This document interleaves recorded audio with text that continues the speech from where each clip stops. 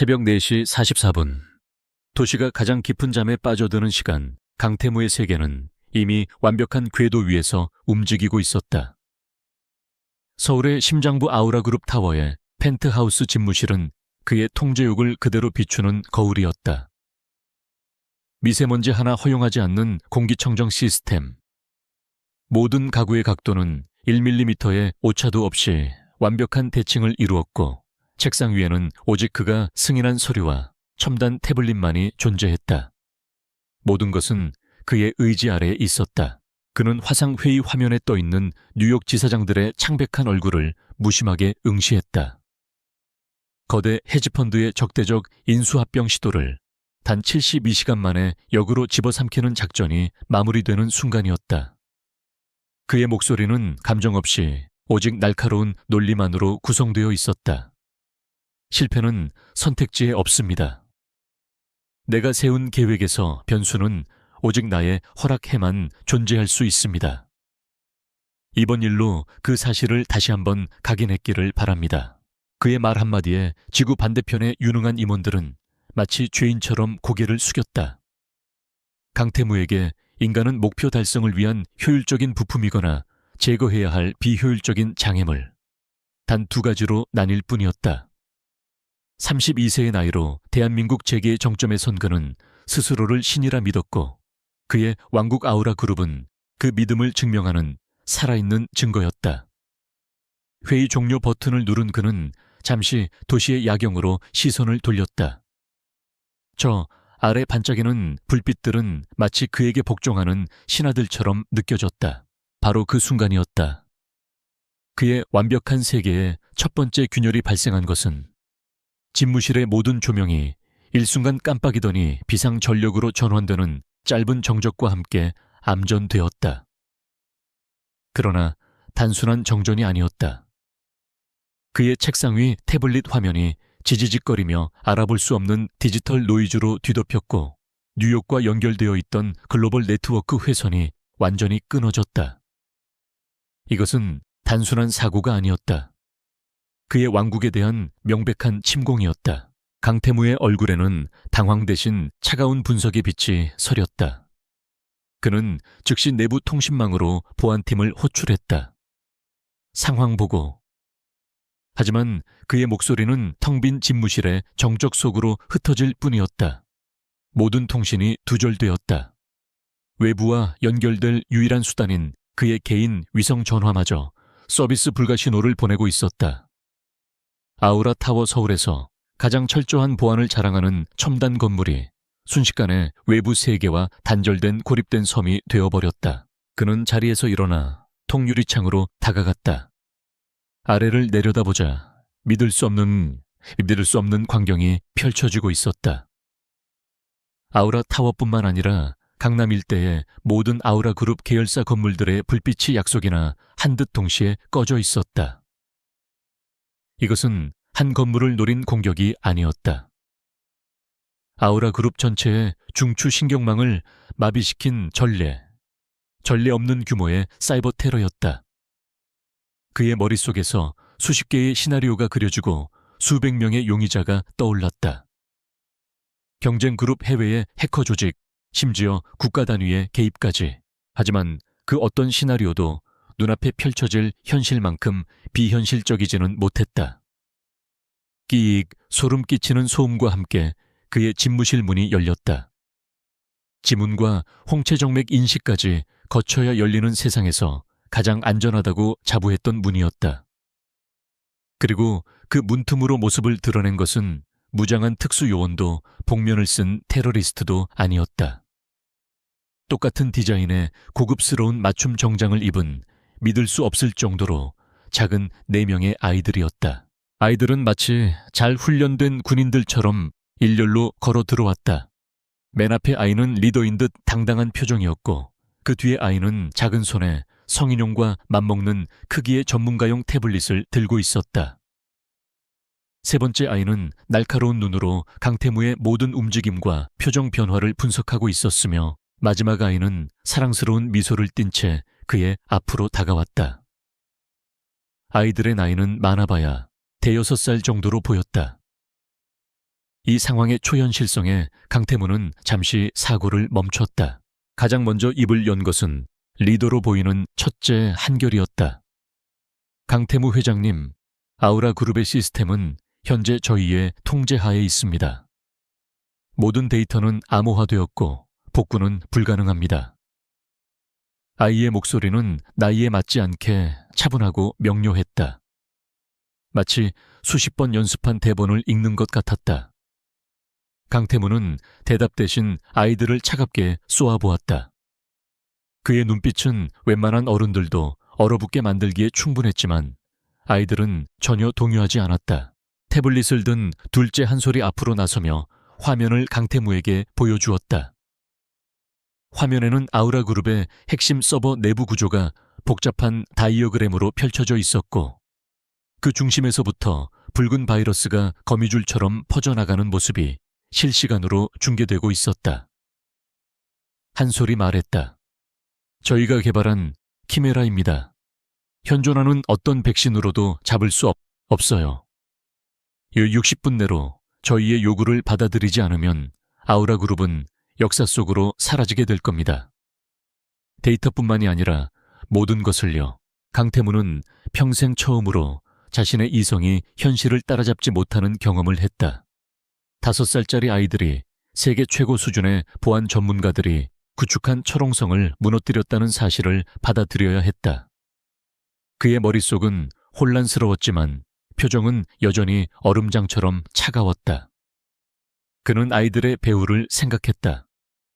누군가 이 천재적인 아이들을 이용하고 있는 것이 분명했다.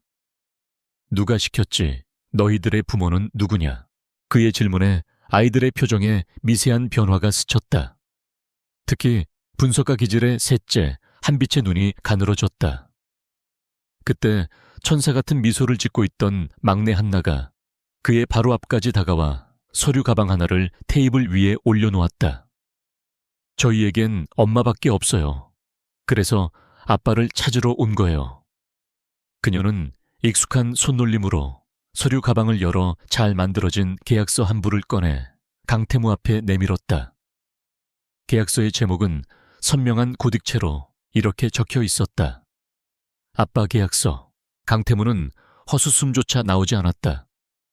그의 제국 전체를 인질로 잡은 테러리스트들의 요구가 고작 아빠가 되어달라는 것이었다.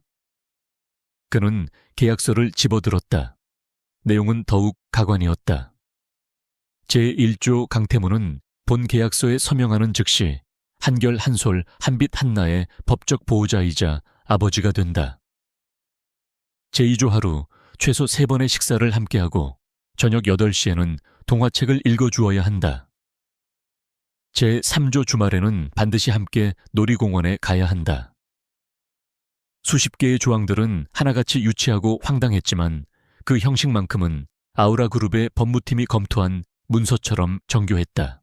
이런 장난을 할 시간 없다. 원하는 게 돈이라면 액수를 말해라. 너희들 배후에 있는 어른에게 전해. 내 인내심을 시험하지 않는 게 좋을 거라고. 강태무의 목소리에 처음으로 위협적인 기운이 실렸다.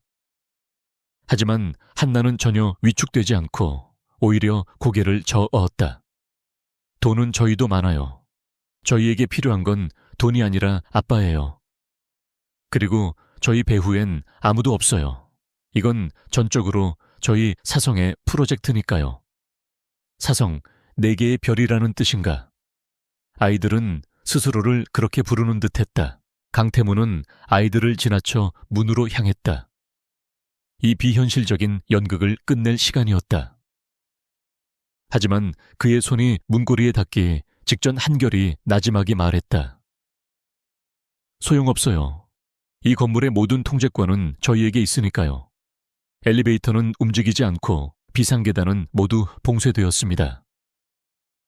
회장님께서는 저희와 함께 가시는 것 외에는 선택지가 없습니다. 없습니다. 그 말과 동시에 집무실 뒤편의 벽이 소리 없이 열리며 숨겨진 통로가 나타났다. 그들이 들어온 문이 아니었다. 그는 아이들을 다시 바라보았다. 아이들의 눈에는 어린애다운 순진함 대신 모든 것을 꿰뚫어 보는 듯한 총명함과 확고한 의지가 담겨 있었다. 이것은 장난이 아니었다. 철저하게 계획되고 완벽하게 실행된 작전이었다. 강태무는 자신이 거대한 체스판 위의 말이 되었음을 직감했다. 그리고 이 게임의 규칙을 정하는 것은 자신이 아니라 눈앞의 이 작은 아이들이었다. 그는 평생 단 한 번도 타인에게 주도권을 내어준 적이 없었다. 결국 그는 발걸음을 돌려 숨겨진 통로 쪽으로 향했다. 지금은 이 아이들의 의도에 따라 움직여주는 것이 유일한 탈출구였다. 그의 자존심이 비명을 질렀지만 이성은 냉정하게 판단을 내렸다. 아우라 그룹을 되찾기 위해서, 그리고 이 모든 일의 배후를 밝혀내기 위해서. 아이들은 그의 순순한 태도에 만족한 듯 그를 이끌고 통로 안으로 사라졌다. 통로의 문이 닫히자 서울의 야경이 내려다 보이는 강태무의 완벽한 집무실은 주인을 잃은 채 다시 깊은 어둠과 정적에 잠겼다. 비밀 통로는 건물의 서비스 엘리베이터와 연결되어 있었고 그들은 지하 주차장의 가장 깊고 어두운 구석으로 향했다. 그곳에는 번호판도 없는 검은색 밴이 대기하고 있었다. 운전석에는 사람 대신 정교한 인공지능 시스템이 탑재되어 있었다. 강태무가 채 오르자 아이들은 마치 쇼랭한 경호원처럼 그의 양옆과 앞자리에 자리를 잡았다. 차는 소리 없이 주차장을 빠져나와 새벽의 텅 빈 도로 위를 미끄러지듯 달리기 시작했다. 차 안에서 강태무는 침묵을 지키며 아이들을 관찰했다. 아이들은 각자의 역할에 충실했다. 한솔은 계속해서 태블릿으로 아우라 그룹의 상황을 모니터링했고 한빛은 강태무의 미세한 표정 변화 하나 놓치지 않으려는 듯 그를 뚫어지게 쳐다보고 있었다. 한결은 외부 상황을 체크하며 경로를 확인했고 한나는 가끔씩 강태무에게 미소를 지어 보이며 긴장을 풀어주려는 듯한 제스처를 취했다. 이들은 단순한 천재가 아니었다. 하나의 목적을 위해 유기적으로 움직이는 완벽한 팀이었다. 1시간쯤 달렸을까. 차는 서울 외곽의 한적한 숲길로 접어들었고 곧이어 거대한 철문 앞에 멈춰 섰다. 철문이 열리자 현대적인 디자인의 거대한 저택의 모습을 드러냈다. 아이들이 그를 납치해 온 비밀 기지였다. 저택은 최첨단 보안 시스템과 친환경 에너지 시스템을 갖추고 있었으며 내부 인테리어는 아이들이 사는 공간이라고는 믿기 어려울 정도로 세련되면서도 곳곳에 아이들의 흔적이 묻어 있었다. 거실 한가운데에는 거대한 테이블이 놓여 있었고 그 위에는 아빠 계약서가 다시 펼쳐져 있었다. 한결이 강태무를 돌아보며 말했다. 이제 결정할 시간이에요. 여기에 사인하면 당신은 우리 아빠가 되는 겁니다. 그리고 아우라 그룹은 30분 안에 정상화될 겁니다. 한나가 계약서와 펜을 그의 앞으로 밀었다. 서명해 주세요, 아빠. 아빠라는 단어가 그의 귀에 박혔다. 생전 처음 들어보는 너무나도 낯선 그 호칭이 그의 심장을 미세하게 흔들었다. 그는 자신의 제국과 이 황당한 계약서 사이에서 선택의 기로에 섰다. 강태무는 펜을 집어들었다. 하지만 그의 눈은 계약서가 아닌 자신을 바라보는 네 쌍의 초롱초롱한 눈동자에 고정되어 있었다. 저 눈동자 속에는 단순한 어린아이의 투정이나 욕심이 아니었다. 그보다 훨씬 더 깊고 절박한 무언가가 담겨 있었다. 그는 문득 궁금해졌다. 도대체 어떤 삶을 살았기에 5살짜리 아이들이 이런 엄청난 일을 꾸미게 된 것일까? 그리고 이 아이들의 진짜 아버지는 누구이며 어머니인 한서연은 지금 어디에 있는 것일까? 그는 깨달았다. 이것은 단순한 계약이 아니라 거대한 미스터리의 시작이라는 것을. 그는 결국 펜 끝을 종이에 가져갔다. 강태무의 펜 끝이 종이에 닿아 그의 이름을 새기는 순간 세상은 다시 움직이기 시작했다. 그가 마지막 획을 긋자마자 둘째 한솔이 태블릿을 향해 손가락을 빠르게 움직였다. 복잡한 코드들이 화면 위로 폭포수처럼 쏟아져 내리더니 이내 거대한 실행 버튼 아이콘으로 바뀌었다. 한 소리 망설임 없이 그것을 누르자 저택 어딘가에서 거대한 서버가 다시 가동되는 듯한 낮은 울림이 퍼져나갔다. 30분이라고 했지. 강태무는 펜을 내려놓으며 말했다. 그의 목소리는 여전히 차가웠지만 그 안에는 일말의 확인 욕구가 담겨 있었다. 한결이 그의 맞은편에 앉으며 대답했다. 정확히는 28분 30초가 남았습니다, 아빠. 저희는 약속을 지킵니다. 아빠라는 호칭이 다시 한번 그의 신경을 찔렀지만 그는 애써 무시했다. 지금 중요한 것은 아우라 그룹의 상태였다. 그는 거실 벽 한 면을 가득 채운 스크린을 노려보았다. 아이들은 마치 그의 마음을 읽은 듯 스크린에 전 세계 뉴스 채널을 동시에 띄웠다. 처음 몇 분간은 아무런 변화가 없었다. 금융시장은 아우라 그룹의 시스템 마비 소식에 대혼란을 겪고 있었고 전문가들은 사상 최악의 기업 재난이 될 것이라 떠들고 있었다. 강태무의 얼굴은 감정을 지웠지만 그의 주먹은 자신도 모르게 단단히 쥐어지고 있었다. 그의 제국이 한낱 가십거리로 전락하는 모습을 지켜보는 것은 고문과도 같았다. 그리고 약속된 시간이 되기 5분 전 기적이 일어났다. CNN 속보 자막이 다급하게 바뀌기 시작했다. 아우라 그룹 시스템, 기적적으로 복구 시작. 그 자막을 시작으로 전 세계 모든 채널에서 비슷한 소식이 쏟아졌다. 아우라 그룹의 주가는 폭락을 멈추고 수직으로 치솟기 시작했고 마비되었던 물류 시스템과 금융 네트워크가 거짓말처럼 정상으로 돌아오고 있었다. 아이들은 약속을 지켰다. 그것도 완벽하게. 모든 것이 정상화되자 강태무는 자리에서 일어났다. 이제 내 역할은 끝난 것 같군. 이 연극에 어울려준 대가는 충분히 치렀다. 그가 출입문 쪽으로 몸을 돌리자 한나가 그의 옷자락을 작은 손으로 꼭 붙잡았다. 아니요, 이제 시작이에요, 아빠. 계약은 서명한 순간부터 효력이 발생해요. 그녀의 손에는 또 다른 서류 뭉치가 들려 있었다. 그것은 아빠로서의 일일 생활, 수칙이라는 제목의 문서였다. 문서는 그의 비서실에서 작성한 일정표만큼이나 빽빽했다. 오전 7시 기상 및 아침 식사 준비 9시부터 11시까지는 블록 쌓기 및 창의력 개발 놀이 오후 1시 점심 식사, 3시 간식 시간, 그리고 저녁 8시에는 동화책 읽어주기. 모든 항목은 분 단위로 계획되어 있었고 각 항목 옆에는 아이들의 발달에 미치는 긍정적 영향에 대한 각주까지 달려 있었다. 강태무는 어이가 없어서 헛웃음을 터뜨렸다. 내가 이런 유치한 놀이에 어울려줄 것 같나? 어울려 주셔야 합니다. 이번에는 분석가인 한빛이 입을 열었다. 그녀는 그를 머리부터 발끝까지 훑어보며 말했다. 계약서 제15조 3항에 따르면 아빠는 아이들의 정서적 안정과 건강한 발달을 위해 모든 활동에 성실히 임해야 할 의무가 있습니다.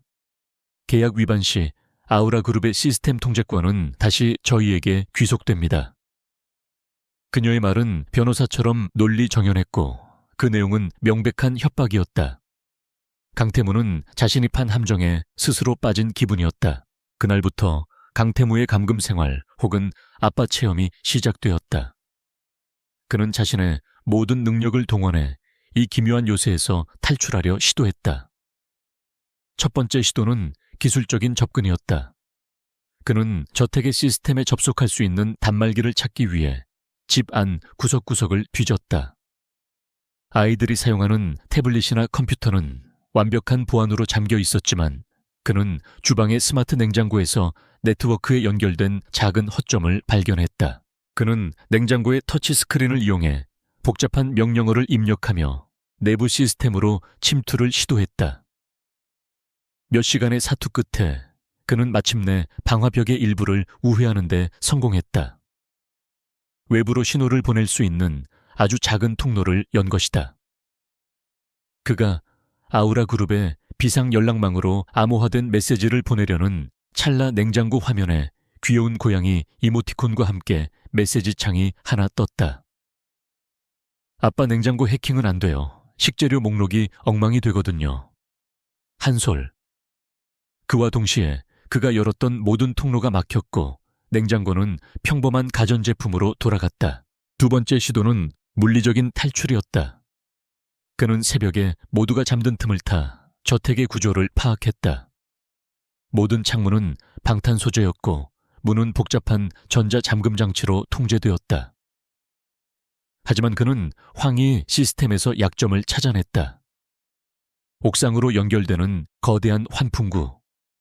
그는 공구를 찾아 환풍구 덮개를 뜯어내고 그 안으로 몸을 밀어 넣었다. 어둡고 차가운 통로를 기어가는 것은 굴욕적이었지만 자유를 위해서라면 감수할 수 있었다. 그가 거의 옥상에 다다랐을 때 환풍구 내부에서 부드러운 여성의 목소리가 울려 퍼졌다. 강태무님, 현재 위치는 어린이의 안전에 부적합한 구역입니다. 즉시 원래 위치로 돌아가 주시기 바랍니다. 저택 전체를 관리하는 인공지능 시스템이었다. 그가 무시하고 계속 나아가자 이번에는 환풍구 내부에서 강력한 수면가스가 살포되기 시작했다. 그는 의식이 흐려지는 것을 느끼며 생각했다. 이 아이들은 도대체 정체가 뭘까? 한편 주인을 잃은 아우라 그룹은 보이지 않는 전쟁터가 되어가고 있었다. 부회장 박진석은 강태무의 부재를 기회로 삼아 자신의 세력을 확장하기 시작했다. 그는 긴급 이사회를 소집하고 걱정스러운 얼굴로 임원들 앞에 섰다. 회장님의 갑작스러운 잠적과 전례 없는 시스템 마비 사태는 결코 우연이 아닙니다. 저는 회장님의 정신적, 신체적 건강 상태가 심히 우려됩니다. 그의 목소리에는 교활한 슬픔이 배어 있었다.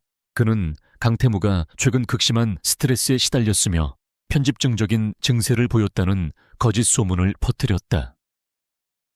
시스템 마비 사태는 외부의 공격이 아니라 강태무 스스로가 자신의 불안정한 상태 때문에 일으킨 자작극일 수 있다는 암시까지 흘렸다. 이사들은 술렁이기 시작했다. 강태무의 독단적인 경영에 불만을 품고 있던 이사들은 박진석의 말에 동조하는 분위기였다. 박진석은 그들의 불안을 파고들었다. 지금은 비상시국입니다. 회사를 지키기 위해 우리는 특단의 조치를 고려해야 합니다. 그의 눈빛이 탐욕으로 번뜩였다. 같은 시각 저택에서는 강태무에게 특단의 조치가 내려지고 있었다. 바로 저녁 8시 동화책 읽어주기 시간이었다. 아이들은 거실 소파에 나란히 앉아 초롱초롱한 눈으로 그를 바라보고 있었고 한나가 그의 손에 낡은 동화책 한 권을 쥐어주었다. 달림과 별림 형제라는 제목의 책이었다. 강태무는 책을 받아들고 기계적으로 첫 장을 읽기 시작했다. 옛날 옛적에 하늘에는 사이좋은 달림과 별림 형제가 살았습니다. 그의 목소리는 아무런 감정이 실려있지 않은 마치 사업 보고서를 읽는 듯한 톤이었다. 아이들의 표정이 금세 시무룩해졌다. 한솔이 불만스럽게 말했다. 아빠 그렇게 읽으면 하나도 재미없어요. 한빛은 더 날카롭게 지적했다. 감정이입이 전혀 안 되고 있어. 달림의 외로움이나 별림의 따뜻함 같은 핵심적인 감정선을 놓치고 있잖아. 강태무는 어이가 없었다. 고작 동화책 읽기에 감정선 분석까지 동원하는 아이들이었다. 그때 한나가 그의 옆에 다가와 앉더니 책을 함께 들여다보며 속삭였다. 이렇게요. 아주 먼 옛날 깜깜한 밤하늘에 외로운 달림이 혼자 반짝이고 있었어요. 달림은 아주 외로운 목소리로 해야 해요. 한나는 직접 시범을 보였다. 그녀의 목소리는 정말로 외로운 달림이 된 것처럼 가늘게 떨렸고 듣는 이의 마음을 뭉클하게 만드는 힘이 있었다. 강태무는 자신도 모르게 그녀의 연기에 빠져들었다. 그는 마지못해 한나의 코칭에 따라 다시 책을 읽기 시작했다. 처음에는 어색하고 굴욕적이었지만 아이들의 기대에 찬 눈빛을 마주하자 이상한 책임감이 생겨났다. 그는 조금씩 목소리에 감정을 담기 시작했다. 달림의 슬픔, 별님의 다정함, 그리고 마침내 함께하게 된 형제의 기쁨까지. 그의 영에는 서툴렀지만 그 안에는 진심이 조금씩 묻어났다. 아이들은 그의 이야기에 완전히 몰입했고 이야기가 끝났을 때 네 아이 모두 그의 어깨에 기댄 채 잠들어 있었다. 강태무는 곤히 잠든 아이들의 얼굴을 내려다보았다. 며칠 전까지만 해도 상상도 할 수 없었던 광경이었다. 자신의 제국을 마비시킨 작은 테러리스트들. 하지만 잠든 모습은 영락없는 평범한 아이들이었다. 규칙과 논리, 효율성만이 존재했던 그의 세계에 처음으로 들어온 예측 불가능한 변수들. 그는 아이들을 한 명씩 안아 침실로 옮겼다. 아이들의 몸은 놀라울 정도로 가벼웠고 따뜻했다. 그 온기가 그의 차가운 심장에 어색한 파문을 일으켰다. 그날 밤 그는 손님용 침실에 누워 잠을 이룰 수 없었다. 분노와 무력감, 그리고 정체를 알 수 없는 미묘한 감정들이 뒤섞여 그의 머릿속을 헤집었다. 이 아이들은 단순한 인질범이 아니었다. 그들의 모든 행동에는 분명한 목적이 있었다. 아빠를 찾는다는 그 목적. 그는 깨달았다. 이 기묘한 감옥에서 탈출하는 유일한 방법은 힘으로 그들을 제압하는 것이 아니라 그들의 진짜 의도를 파악하고 그 미스터리를 푸는 것뿐이라는 것을. 그는 아이들의 어머니 한서연이라는 이름을 다시 떠올렸다. 모든 퍼즐의 시작은 바로 그녀였다. 그리고 그가 잠 못 이루는 사이 아우라그룹 타워의 부회장실에서는 박진석이 은밀한 통화를 하고 있었다. 예, 계획대로 진행되고 있습니다. 이사들은 대부분 넘어왔습니다. 강태무가 스스로 무너지거나 우리가 그를 무너뜨리거나 시간 문제일 뿐입니다. 네, 그 아이들 건은 어떻게 되어갑니까? 반드시 흔적도 없이 처리해야 합니다. 그 아이들은 강태무의 유일한 약점이 될 수 있으니까요. 전화기 너머의 인물에게 보고를 마친 그는 만족스러운 미소를 지으며 서울의 야경을 내려다보았다. 강태무가 항상 서 있던 그 자리에서 동화책을 읽어주다. 아이들 틈에서 잠이 들었던 다음 날 아침 강태무는 낯선 감각과 함께 눈을 떴다. 그것은 패배감이나 분노가 아니었다. 오히려 지독한 안개 속에서 희미한 등대를 발견한 탐험가의 것과 같은 날카로운 호기심이었다. 그는 더 이상 이 저택을 단순한 감옥으로 여기지 않았다. 이곳은 정교하게 설계된 거대한 퍼즐 상자였고 그 안에는 그가 반드시 풀어야 할 비밀이 담겨 있었다. 그의 탈출 계획은 이제 생존과 복귀를 넘어 진실을 향한 추리로 변모했다. 아침 식사 자리에서 아이들은 어젯밤의 일은 까맣게 잊은 듯 평소처럼 행동했다. 한솔은 시리얼을 우유에 말아먹으며 태블릿으로 국제금융시장의 동향을 체크했고 한빛은 토스트를 먹으며 강태무의 수면 시간과 질에 대한 데이터를 분석한 보고서를 읽고 있었다. 어젯밤 동화책의 감동에 젖어 있던 순수한 아이들의 모습은 온데간데 없었다. 오직 목표 지향적인 작은 전문가들의 모습만이 남아있을 뿐이었다. 오늘의 오전 스케줄은 전략적 사고 능력 증진입니다, 아빠. 리더인 한결이 일정표를 확인하며 말했다. 그가 말한 전략적 사고 능력 증진 활동은 다름 아닌 체스였다. 거실에는 사람의 키만 한 거대한 체스말이 놓인 체스판이 준비되어 있었다. 강태무는 어이가 없었다. 그는 10대 시절 이미 세계 청소년 체스 챔피언을 꺾은 적이 있는 자타가 공인하는 전략의 대가였다. 5살짜리 아이를 상대로 체스를 두라는 것은 명백한 모욕이었다. 그는 아이들의 수준을 시험해볼 생각으로 대국에 응했다. 상대는 놀랍게도 네 아이 모두였다. 사성연합이라는 이름으로 한 수 한 수를 함께 논의하며 두는 방식이었다. 강태무는 초반 몇 수는 가볍게 두며 아이들을 떠보았다. 하지만 그는 곧 자신의 오만함을 후회해야 했다. 아이들의 전략은 상상 이상으로 정교하고 치밀했다. 한결이 전체적인 판을 설계하면 한솔이 수만 가지 경우의 수를 계산해 최적의 수를 찾아냈고, 한빛은 강태무의 심리적 약점을 파고들었으며 한나는 예상치 못한 변칙적인 수로 그를 혼란에 빠뜨렸다. 강태무는 결국 진심으로 대국에 임하기 시작했다. 그의 뇌는 아우라 그룹의 운명이 걸린 인수합병 협상을 할 때처럼 빠르게 회전했다. 몇 시간이 흘렀을까? 대국은 누구도 승리를 장담할 수 없는 팽팽한 교착 상태에 빠졌다. 바로 그때 강태무는 발견했다. 깊은 생각에 빠질 때마다 리더인 한결이 오른손 검지와 중지로 테이블을 타닥타다닥 탁하는 독특한 리듬으로 두드리는 것을. 그것은 무의식적인 버릇처럼 보였다. 강태무의 심장이 쿵 하고 내려앉았다. 저 버릇, 세상에서 오직 단 한 사람만이 가지고 있던 버릇이었다. 6년 전 밤을 새워 함께 연구 프로젝트를 진행하던 시절 어려운 문제에 부딪힐 때마다 한서연이 보였던 바로 그 버릇이었다. 그녀는 그것이 자신의 뇌에 신호를 보내는 방식이라고, 일종의 자기 최면 같은 것이라고 설명했었다. 우연일까? 세상에 이런 독특한 버릇을 가진 사람이 또 있을 수 있을까? 그의 머릿속에 처음으로 설마 하는 의심의 씨앗이 심어졌다. 그날 오후 그는 아이들을 다른 시선으로 관찰하기 시작했다. 단순한 천재 아이들이 아니라 한서연의 흔적을 찾기 위한 단서로 보기 시작한 것이다. 그는 아이들의 대화에 은근슬쩍 끼어들며 그들의 어머니에 대해 물었다. 너희 어머니는 어떤 분이시니 너희처럼 체스를 잘 두시나? 아이들은 경계심을 늦추지 않았다. 한나가 미소를 지으며 대답했다. 엄마는 세상에서 가장 똑똑하고 아름다운 분이에요. 하지만 체스는 별로 좋아하지 않으셨어요.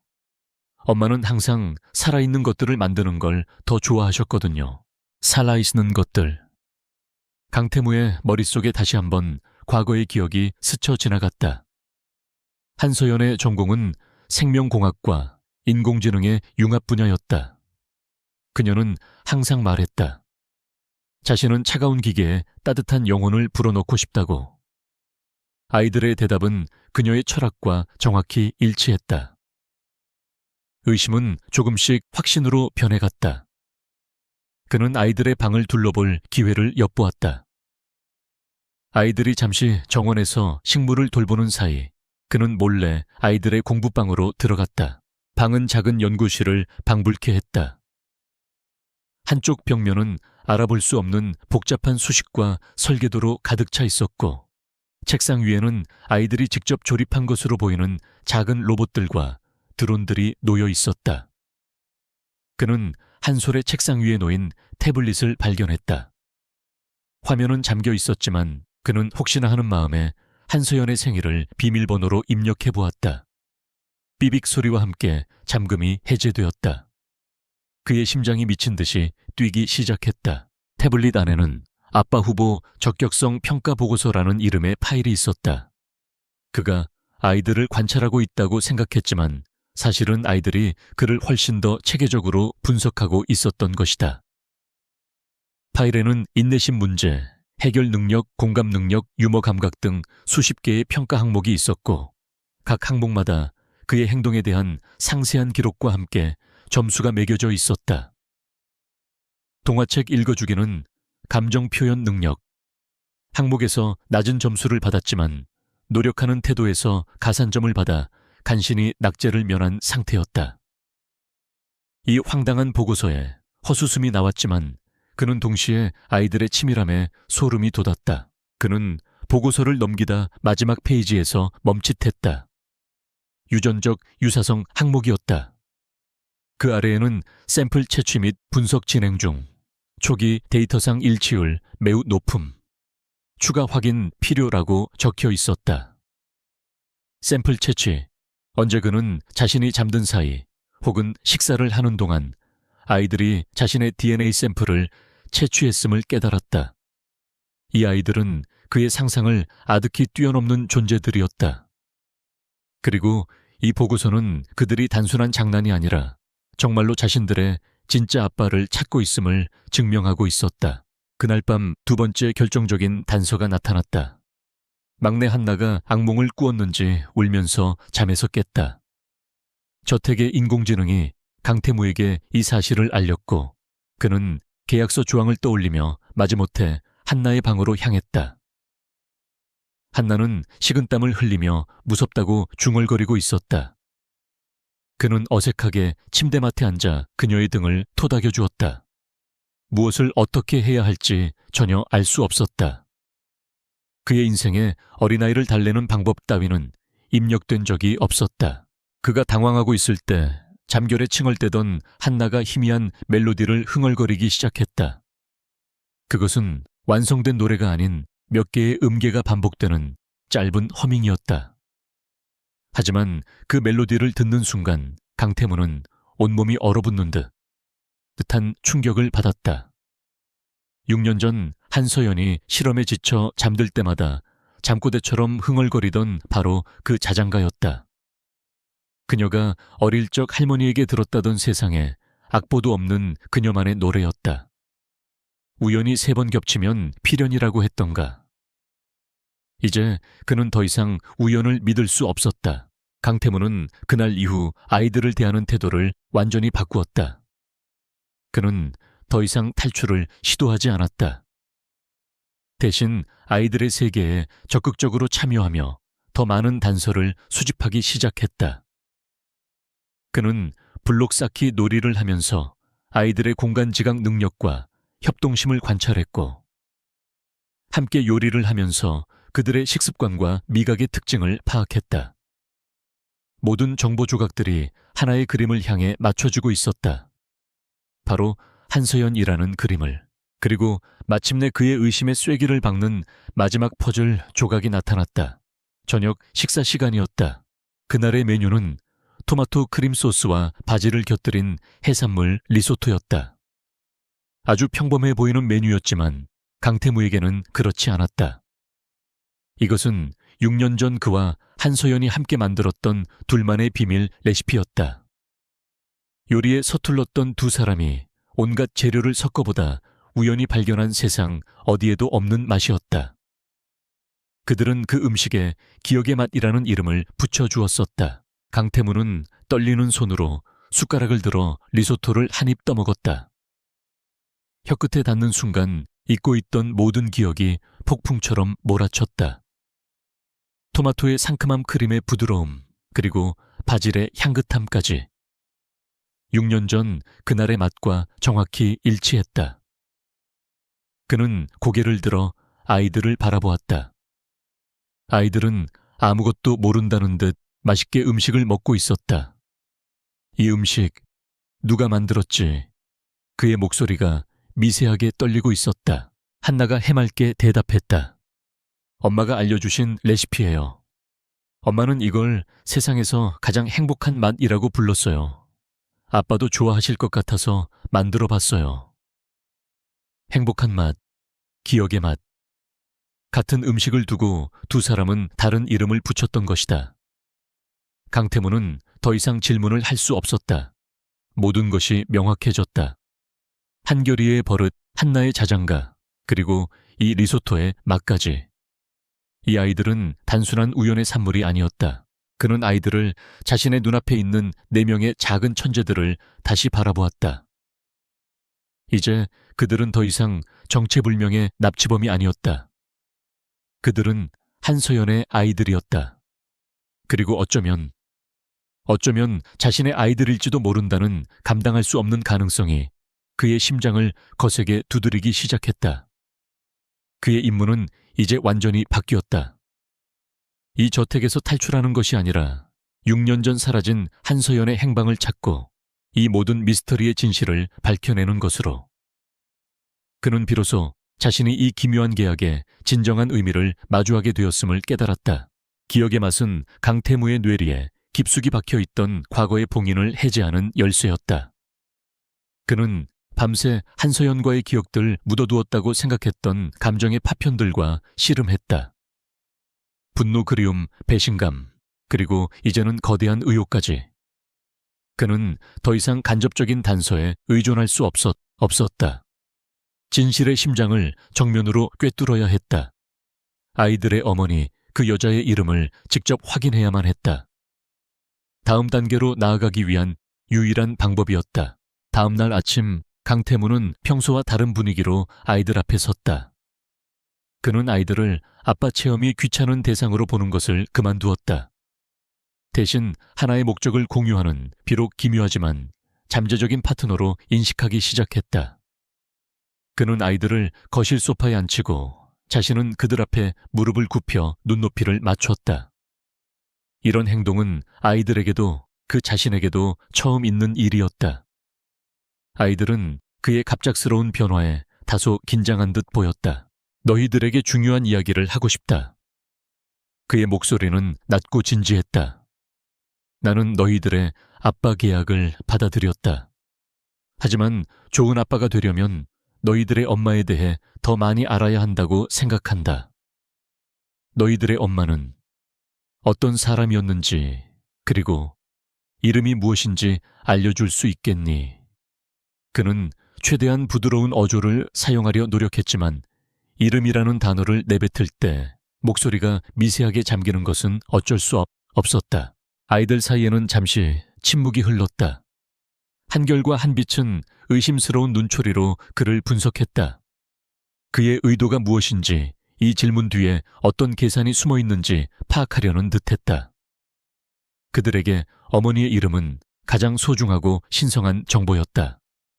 아무에게나 함부로 내어줄 수 있는 것이 아니었다. 긴장된 정적 속에서 막내 한나가 조심스럽게 입을 열었다.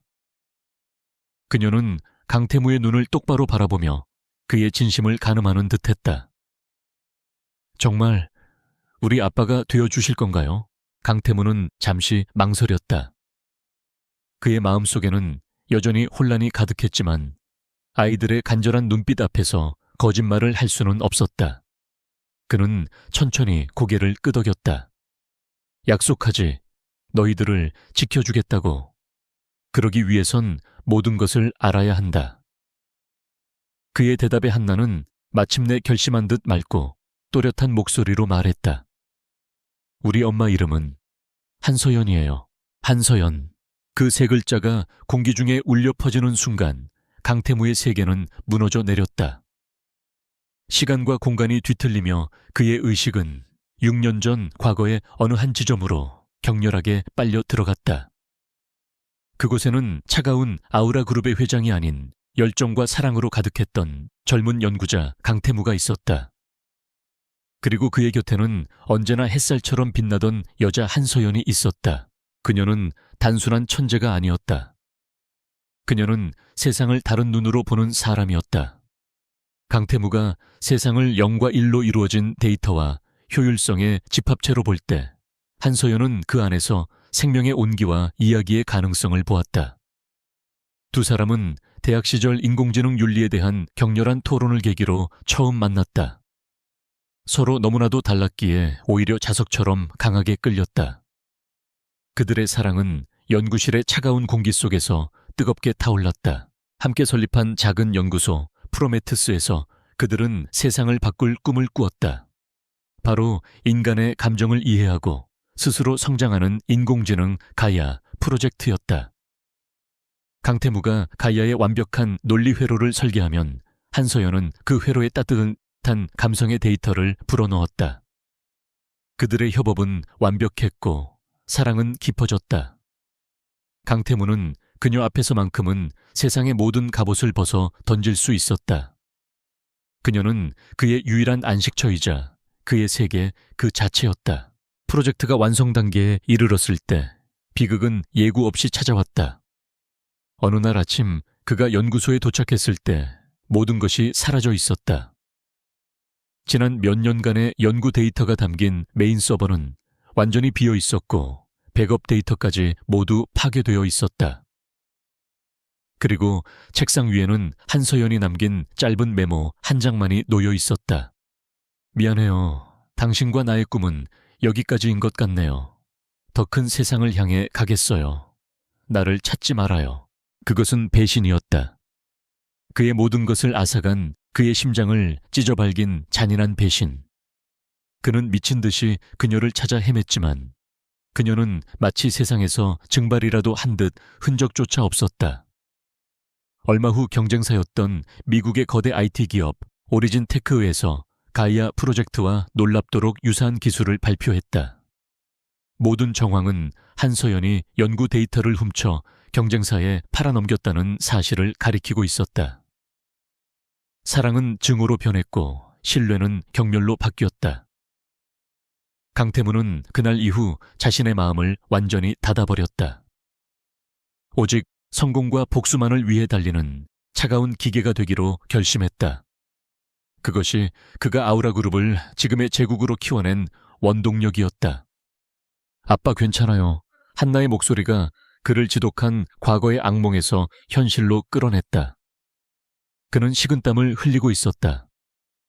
눈앞의 아이들은 여전히 걱정스러운 눈으로 그를 바라보고 있었다.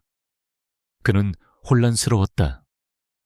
자신을 배신한 여자, 자신의 인생을 송두리째 망가뜨린 그 여자가 어떻게 자신의 아이들을 낳았다는 말인가?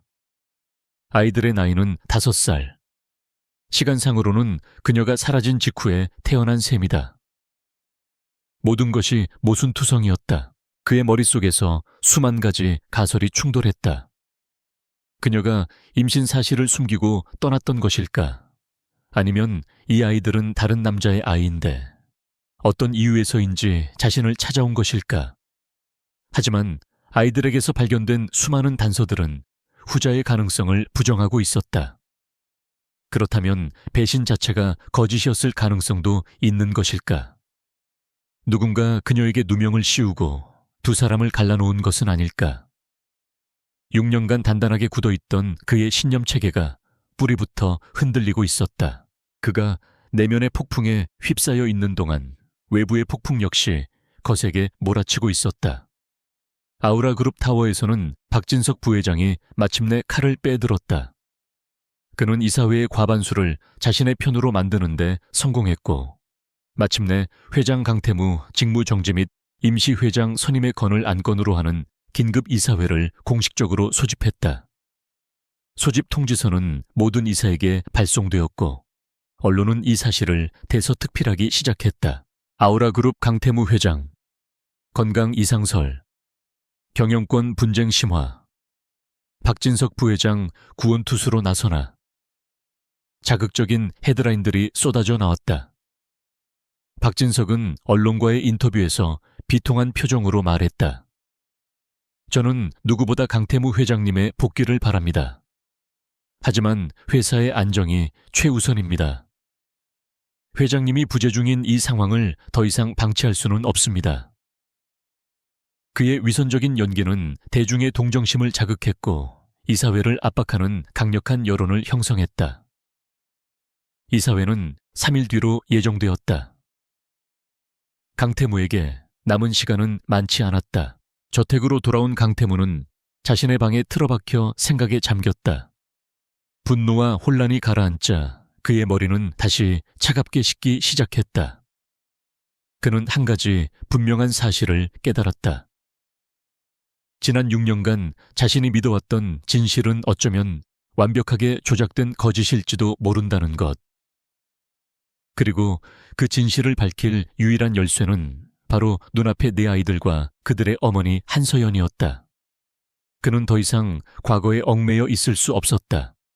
진실을 되찾아야 했다. 그리고 그가 잃어버렸던 모든 것을 제자리로 돌려놓아야 했다. 그러기 위해서는 먼저 아우라그룹을 되찾아야 했다. 박진석의 손에 회사가 넘어간다면 그는 진실을 추적할 힘을 모두 잃게 될 것이다. 그는 결심했다. 더 이상 이 저택에 갇혀 있을 수만은 없었다. 이 아이들의 힘을 빌려서라도 이 기묘한 감옥에서 벗어나 반격을 시작해야 했다. 그의 눈빛이 다시 예전의 날카롭고 냉철한 회장의 눈빛으로 돌아왔다. 하지만 그 안에는 과거에 없었던 새로운 것이 담겨 있었다. 그것은 바로 사람을 지키고자 하는 의지였다. 그는 방을 나와 자신의 슈퍼컴퓨터 앞에서 무언가에 몰두하고 있는 한솔에게로 향했다. 한솔은 그의 접근을 눈치채고 경계하는 눈빛으로 돌아보았다. 강태무는 아이의 눈높이에 맞춰 몸을 낮추고 단호하지만 진실된 목소리로 말했다. 도움이 필요하다. 여기서 나가기 위한 도움이 아니야. 싸우기 위한 도움이다. 외부와 연락할 수 있는 통로를 열어줘. 단 한 사람에게 아주 짧은 메시지만 보내면 된다. 해줄 수 있겠나이? 이겠죠.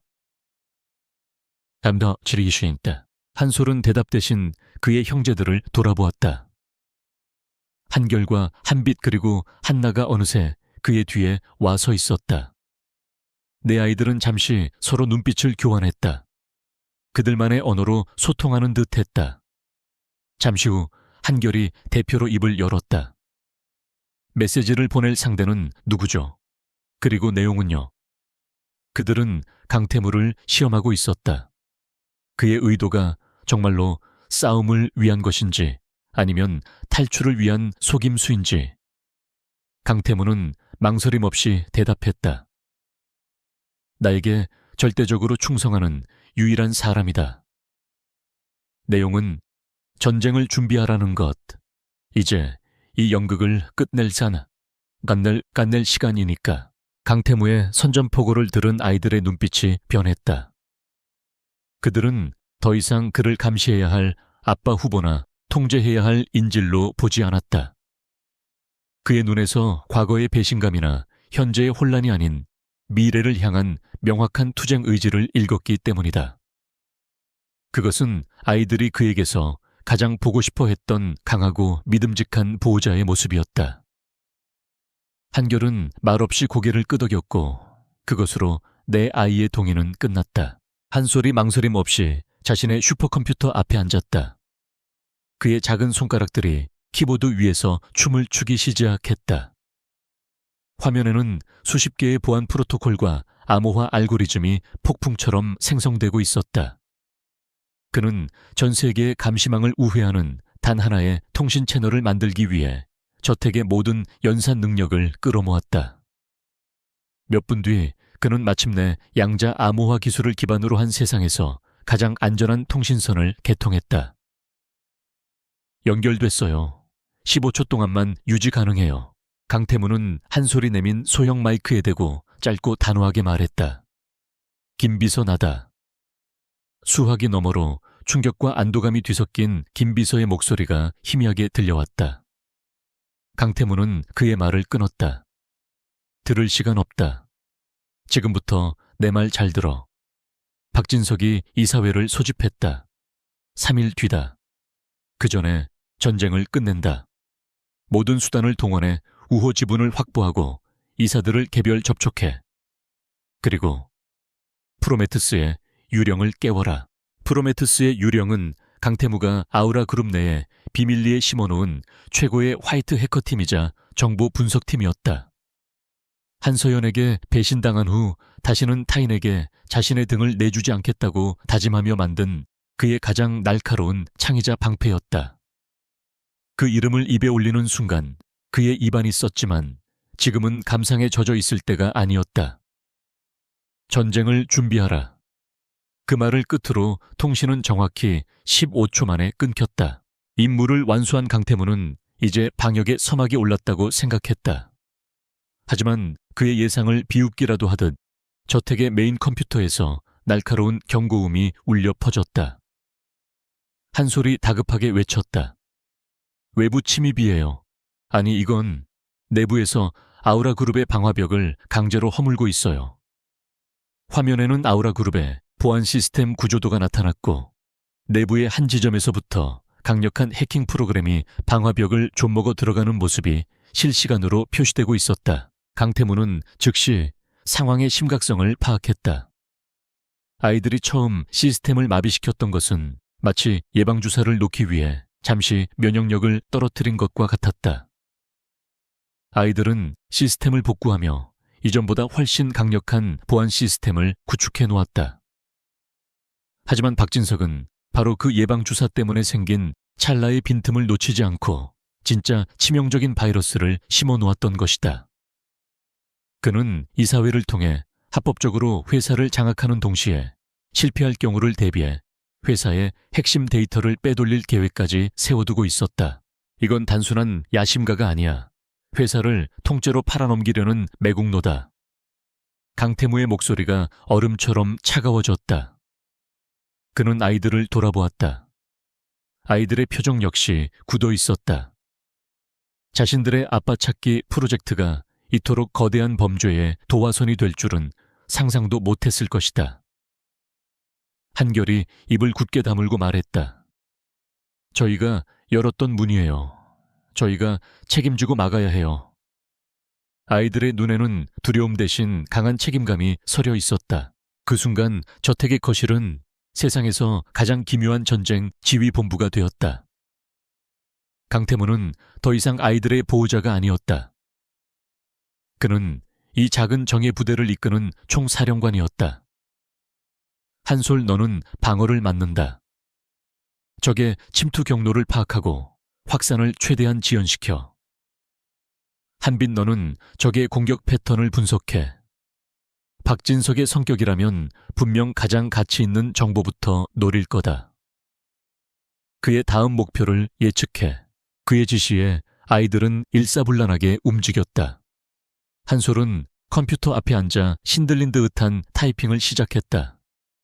그의 손끝에서 수백 개의 가상 방화벽이 생성되어 적의 진격을 막아섰다. 한빛은 다른 화면에 나타나는 데이터의 흐름을 날카롭게 응시하며 적의 공격이 아우라 그룹의 차세대 배터리 기술과 관련된 연구개발 서버에 집중되고 있음을 간파해냈다. 목표는 R&D 서버 B7이에요. 3분 안에 2차 공격이 들어올 거예요. 강태무는 한빛의 분석을 듣고 즉시 명령을 내렸다. 한결저택의 예비 서버를 전부 가동해. R&D 서버 B7의 모든 데이터를 미러링해서 가짜 서버로 유인한다. 적이 가짜 데이터에 정신이 팔린 사이 한솔이는 역추적을 시작해 공격의 진원지를 찾아내. 그의 전략은 완벽했다.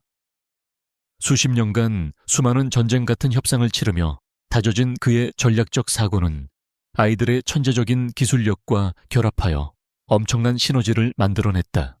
전투는 몇 시간 동안 계속되었다. 거실에는 오직 키보드 소리와 아이들의 짧은 보고, 그리고 강태무의 낮은 지시만이 울려 퍼졌다. 한나는 이 작은 전쟁터의 보급 장교 역할을 자처했다. 그녀는 모두를 위해 샌드위치와 주스를 가져다 주었고 극도의 집중력으로 지쳐가는 오빠들과 강태무의 어깨를 조용히 주물러 주었다. 이 기묘한 연합은 점차 하나의 팀으로 완벽하게 기능하기 시작했다. 치열한 공방이 계속되던 중 강태무는 한솔의 창백한 얼굴을 보았다. 아이는 입술을 꽉 깨문 채 모니터에서 눈을 떼지 못하고 있었지만 가늘게 떨리는 손가락은 극도의 피로를 말해주고 있었다. 어른도 감당하기 힘든 사이버 전쟁의 압박감을 5살짜리 아이가 온몸으로 감당하고 있었다. 강태무는 자신도 모르게 자리에서 일어나 주방으로 가 따뜻한 우유 한 잔을 데워왔다. 그는 아무 말 없이 우유잔을 한솔의 책상 위에 놓아주었다. 한솔은 잠시 놀란 눈으로 그를 쳐다보았다. 강태무는 여전히 무뚝뚝한 표정이었지만 그의 눈빛에는 이전에는 볼 수 없었던 따뜻한 염려가 담겨 있었다. 너무 무리하지 마라. 이건 네가 전부 짊어질 전쟁이 아니다. 그 순간 강태무는 처음으로 진정한 보호자의 감정을 느꼈다. 이 아이들을 지켜야 한다는 강렬한 책임감. 그것은 계약서 때문이 아니었다. 그의 마음 깊은 곳에서 스스로 우러나온 본능적인 감정이었다. 그의 작은 배려가 힘이 된 것일까? 한솔의 눈이 다시 빛나기 시작했다. 찾았어요. 공격의 근원지. 하지만 이상해요. IP 주소는 부회장실 내부망으로 나오는데 최종 명령을 내리는 신호는 외부에서 오고 있어요. 한솔은 추적한 신호의 발신지를 화면에 띄웠다. 그것은 놀랍게도 미국의 IT 기업 오리진테크의 본사 서버를 가리키고 있었다. 강태무의 머릿속이 망치로 맞은 듯 멍해졌다. 오리진테크. 6년 전 한서연의 연구 데이터를 훔쳐갔다고 알려진 바로 그 회사였다. 박진석은 단순한 내부의 배신자가 아니었다.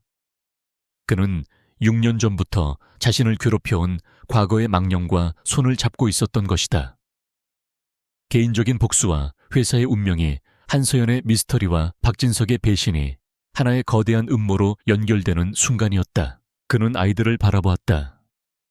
아이들은 자신들이 찾아낸 정보가 무엇을 의미하는지 아직 완전히 이해하지 못하는 듯 혼란스러운 표정이었다. 하지만 그들은 자신들의 아빠 찾기 프로젝트가 상상 이상으로 위험한 판도라의 상자를 열어버렸다는 사실을 직감하고 있었다. 강태무는 이제 이 싸움이 단순히 회사를 되찾는 것에서 끝나지 않으리라는 것을 깨달았다. 이것은 6년 전의 진실을 밝히고 한서연의 누명을 벗기고 그리고 이 아이들을 거대한 음모로부터 지켜내야 하는 전면전이었다. 그는 아이들 앞에 서서 나지막이 말했다. 이제부터는 내가 너희들을 지킬 차례다. 강태무의 선언은 무거운 맹세처럼 거실의 공기 속에 내려앉았다. 이제부터는 내가 너희들을 지킬 차례다. 그 말에는 더 이상 계약에 얽매인 의무감이나 상황을 타개하기 위한 계산이 담겨 있지 않았다. 그것은 한 남자가 자신이 지켜야 할 가족을 발견했을 때 터져 나오는 원초적이고도 강력한 보호 본능의 포효였다. 아이들은 그의 변화를 온몸으로 느꼈다. 그들을 향한 그의 눈빛은 이제 한치의 의심도 없는 완전한 신뢰와 애정으로 가득 차 있었다. 오리진 테크라는 이름이 가져온 충격적인 연결고리는 모든 상황을 재정의했다.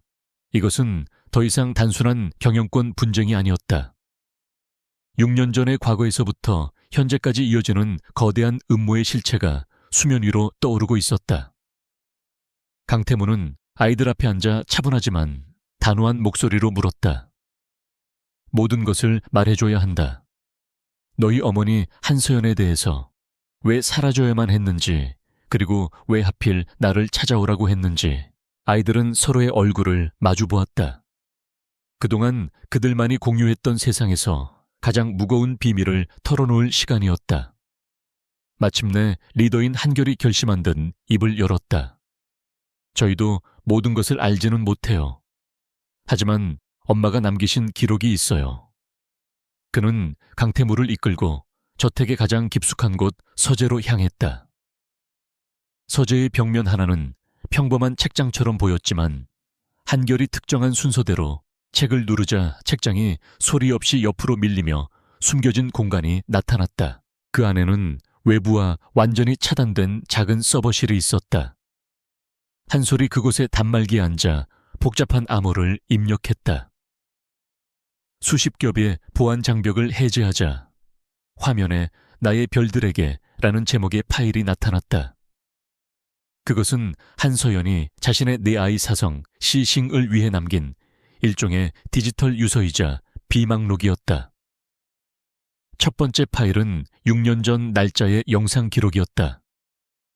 강태무는 숨을 죽인 채 화면을 응시했다. 화면 속에 나타난 한서연의 모습에 그의 심장이 멎는 듯 했다.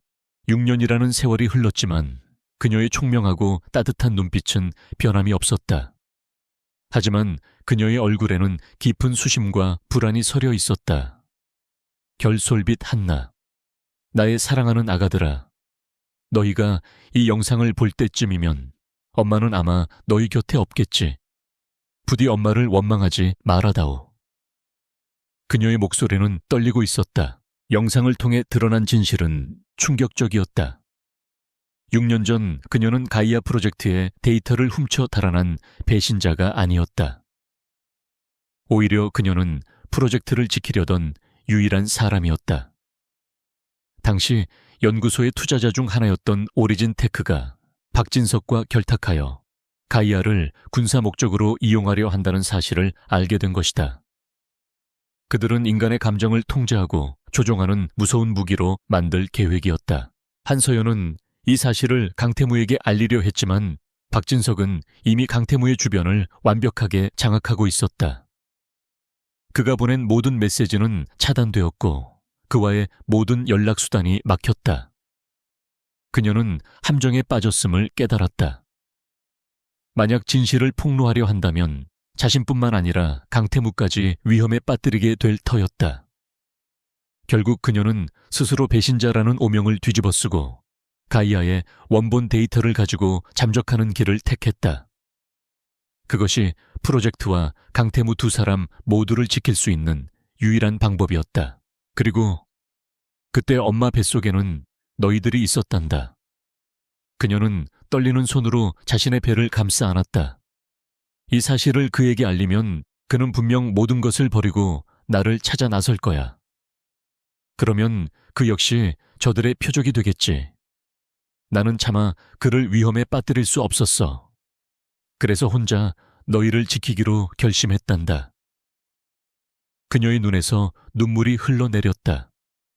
강태무는 주먹을 너무 세게 쥔 나머지 손톱이 손바닥을 파고드는 것도 느끼지 못했다. 6년간 그가 증오했던 배신의 기억이 사실은 그녀의 가장 처절한 사랑의 방식이었던 것이다. 그 후의 기록들은 그녀가 지난 6년간 어떻게 살아왔는지를 보여주었다. 그녀는 오리진 테크의 끈질긴 추적을 피해 전 세계를 떠돌며 내 아이를 홀로 키워냈다. 아이들은 그녀의 유일한 희망이자 삶의 이유였다. 그녀는 아이들의 비범한 재능을 일찍부터 발견하고 세상의 모든 지식을 가르쳤다. 그것은 아이들을 위한 교육인 동시에 언젠가 닥쳐올 위험으로부터 스스로를 지킬 수 있는 무기를 쥐어주는 것이었다. 하지만 평화는 길지 않았다. 최근 들어 오리진 테크와 박진석의 추적망이 급격히 좁혀오기 시작했다. 마지막 영상 기록은 불과 몇 주 전의 것이었다. 그녀의 모습은 눈에 띄게 수척해져 있었고 영상의 배경이 되는 공간은 급하게 몸을 숨긴 듯 어둡고 허름했다. 아가들아, 엄마가 더 이상 너희를 지킬 수 없을 것 같구나. 저들이 거의 다 찾아냈어. 엄마는 가이아의 데이터를 가지고 저들을 다른 곳으로 유인할 거야. 그동안 너희는 아빠를 찾아가렴. 그녀는 화면을 통해 강태무를 바라보는 듯한 눈빛으로 말했다. 강태무, 당신을 닮은 아이들이에요.